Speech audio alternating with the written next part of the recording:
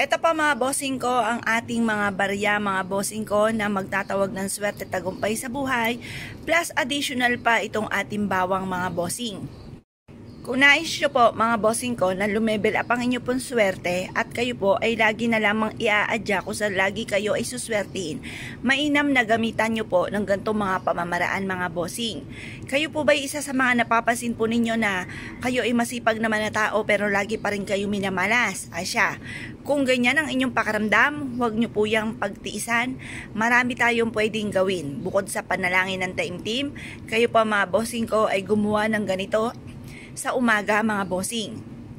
Kayo po ay kunin nyo ang barya sa inyo pong pitaka, sa inyo pong bag, at pagkatapos mga bossing ko ay kumuha ka ng isang butil na bawang.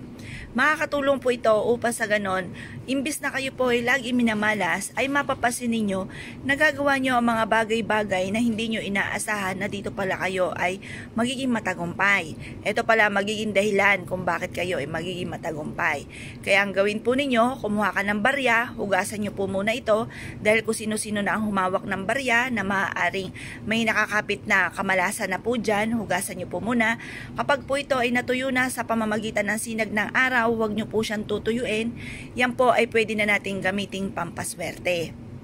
Pagkatapos kumuha ka ng isang butil na bawang, mag-wish ka ng mula sa inyo pong puso.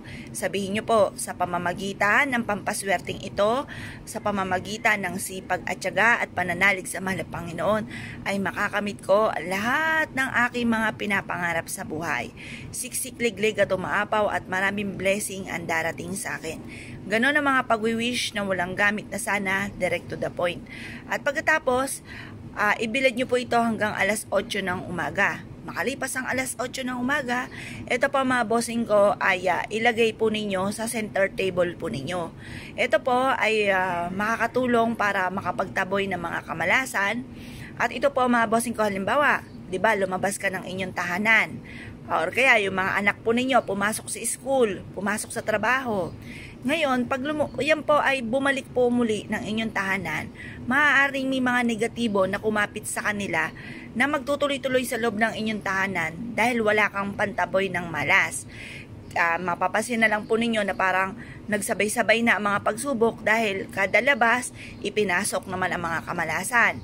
Ngayon po mga bossing, mas mainam na meron kang pantaboy ng kamalasan na kagaya ng barya mga bossing ko at ng bawang.